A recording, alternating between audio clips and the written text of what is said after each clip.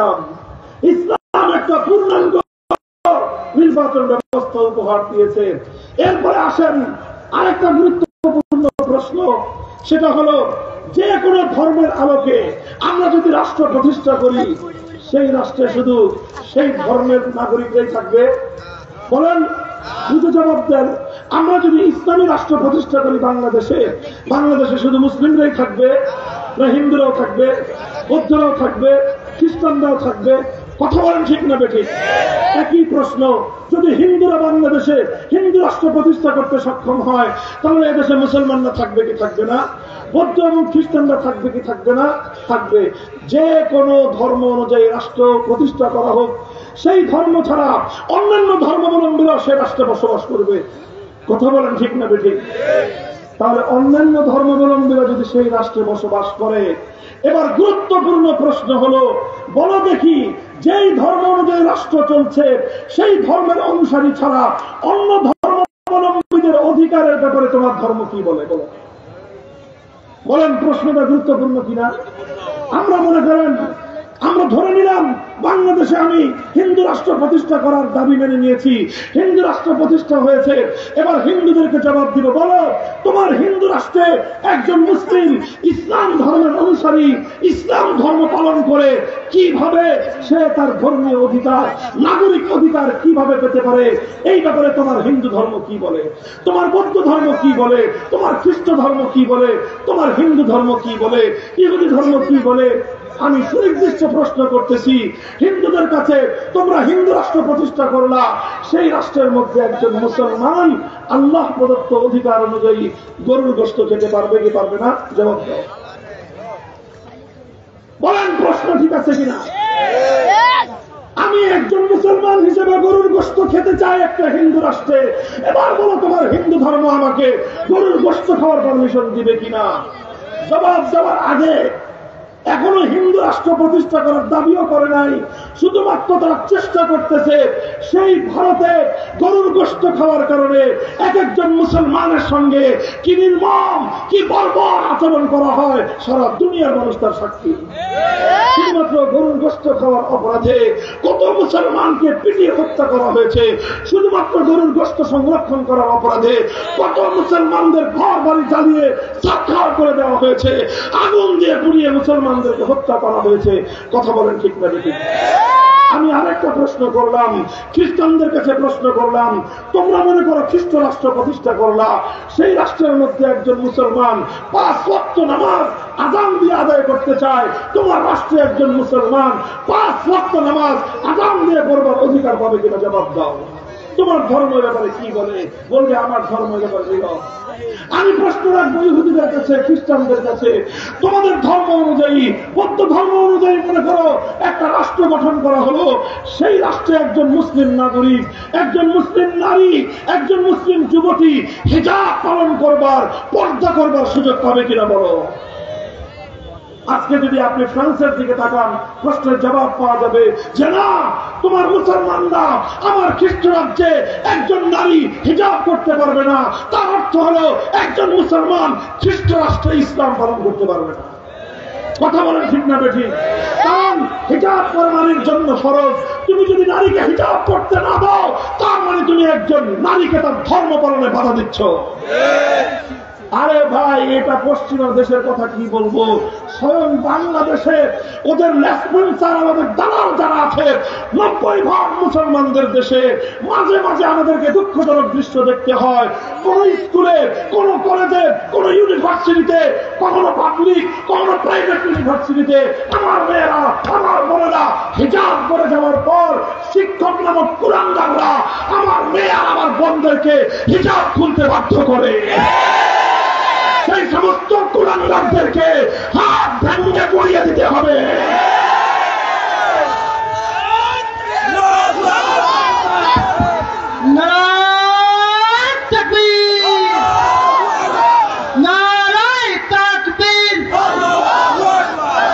ইসলামের শত্রুরা হুঁশিয়ার, সাবধান, কোরআন সুন্নাহর আলো সংসদে চালো। মুহতারাম হাজিরিন, এবার আপনি ইসলামকে পাল্টা প্রশ্ন করেন যে হ্যাঁ মুসলমান, তোমরা যদি ইসলামী রাষ্ট্র প্রতিষ্ঠা করো, সেই ইসলামী রাষ্ট্রে একজন হিন্দুর কি অধিকার থাকবে? সেই ইসলামী রাষ্ট্রে একজন ভিন্ন ধর্মাবলম্বী বৌদ্ধ, খ্রিস্টান, ইহুদির কি অধিকার থাকবে? আমি বলবো, আসো, কি অধিকার তুমি শুনতে চাও? কোন বিষয়ে তুমি অধিকার শুনতে চাও? কোন আলেম ওলামার বক্তব্য নয়, স্বয়ং সরওয়ারে কায়নাত নবী আরবি মুহাম্মদুর রাসূলুল্লাহ সাল্লাল্লাহু আলাইহি ওয়াসাল্লামের অসংখ্য অগণিত সহিহ হাদিসের উদ্ধৃতি দিয়ে আমি একটা একটা করে বলে দিব মুসলিম রাষ্ট্রের মধ্যে, ইসলামী রাষ্ট্রের মধ্যে অমুসলিম নাগরিকদের কি কি অধিকার রয়েছে। আমার নবী বলে দিবেন লাহুম মা লানা ওয়া আলাইহিম মা আলাইনা। আমার নবী মৌলিক কথা বলে দিবেন, একটা ইসলামী রাষ্ট্রের মধ্যে একজন মুসলিম নাগরিক অপরাধ করলে সে যেই শাস্তি পাবে, একজন অমুসলিম নাগরিক অপরাধ করলে সমান শাস্তি পাবে। একটা ইসলামী রাষ্ট্রের মধ্যে একজন মুসলিম নাগরিক হিসেবে যতটুকু সুযোগ সুবিধা, যতটুকু নিরাপত্তা সে ভোগ করবে, একজন অমুসলিম নাগরিক তার সমান নিরাপত্তা ভোগ করবে। আল্লাহ নবী বলে দিবেন আল খামরু লাহুম কাল খামরি লানা ওয়াল খিনজিরু লাহুম কাশশাতি লানা।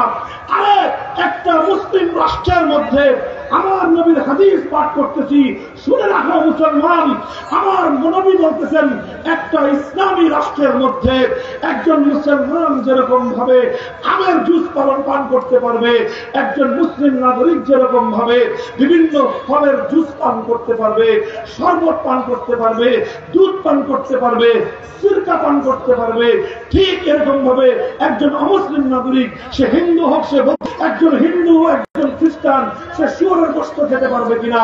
আমার নবী বলে দিয়েছেন একটা ইসলামী রাষ্ট্রের মধ্যে একজন মুসলিম যেভাবে বকরির গোশত খেতে পারবে, একটা ইসলামী রাষ্ট্রের মধ্যে একজন খ্রিস্টান অথবা একজন হিন্দু ঠিক একইভাবে সে শুয়োরের গোশত খেতে পারবে। একটা ইসলামী রাষ্ট্রের মধ্যে মুসলমানরা যখন বকরি পালন করতে পারবে, একটা ইসলামকে বুঝবার চেষ্টা করো, ইসলাম কোথা থেকে শুরু করেছে দেখো।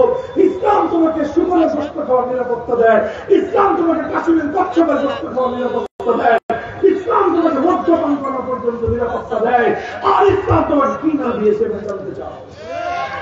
ইসলাম বলবে যে তুমি একজন মুসলিম যেভাবে, একজন মুসলিম নাগরিক যেভাবে ইসলামী রাষ্ট্রকে, ইসলামী রাষ্ট্র পরিচালনার জন্য বিভিন্ন আয়ের উৎস আছে, হিন্দু বৌদ্ধ খ্রিস্টানরা যেটা দিবে সেটার নাম হবে জিজিয়া,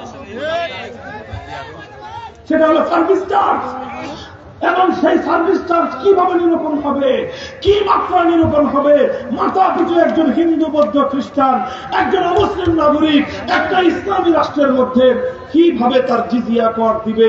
আল্লাহর নবী বলে দিয়ে গিয়েছেন সেই ক্ষেত্রেও যে খবরদার ইসলামী রাষ্ট্রপ্রধান, ইসলামী রাষ্ট্র ব্যবস্থা তোমরা যারা পরিচালনা করবা, তোমরা কোন অমুসলিমের উপর তার সামর্থ্যের বাইরে, তার সাধ্যের বাইরে অতিরিক্ত করের বোঝা তোমরা চাপিয়ে দিও না।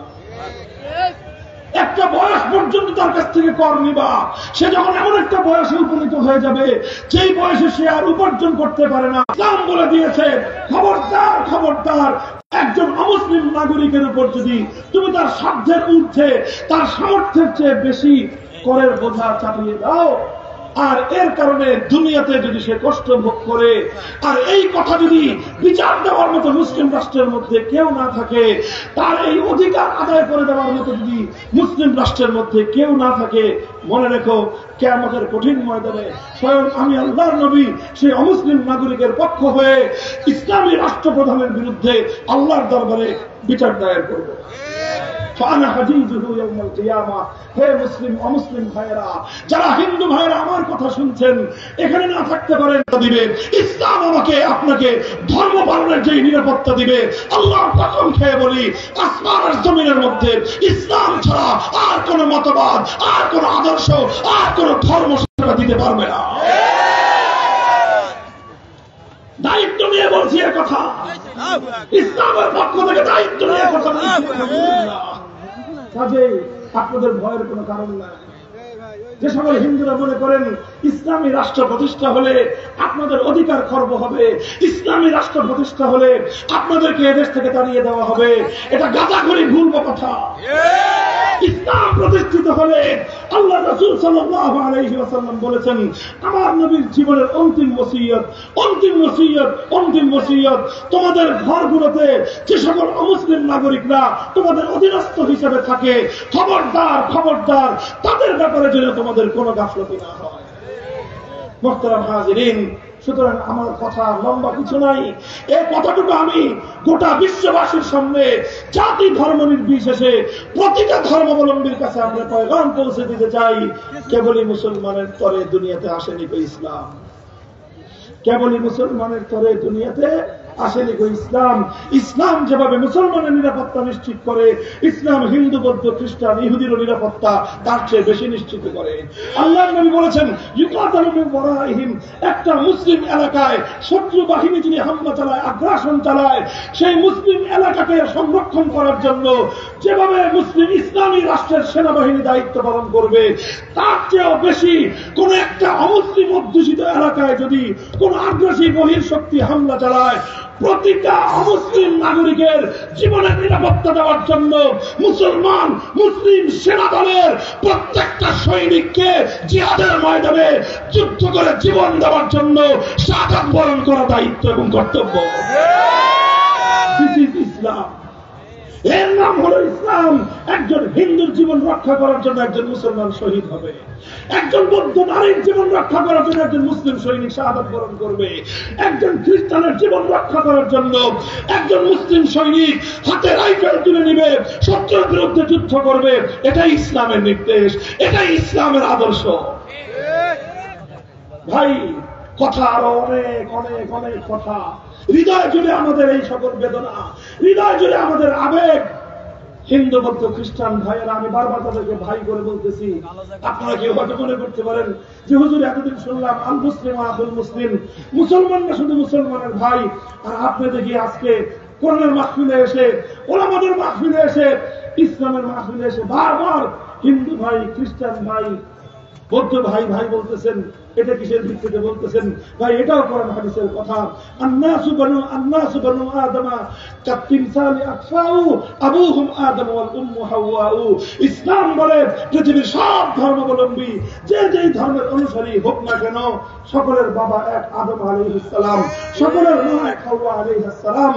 এক মায়ের গর্ভে জন্মগ্রহণ করার পরে, এক বাবার ঔরসে জন্মগ্রহণ করবার পরে, ধর্ম যেটাই হোক না কেন, ভ্রাতৃত্বের সম্পর্ক কোনোদিন ছিন্ন হয় না। এই জন্য হযরত হাফিজ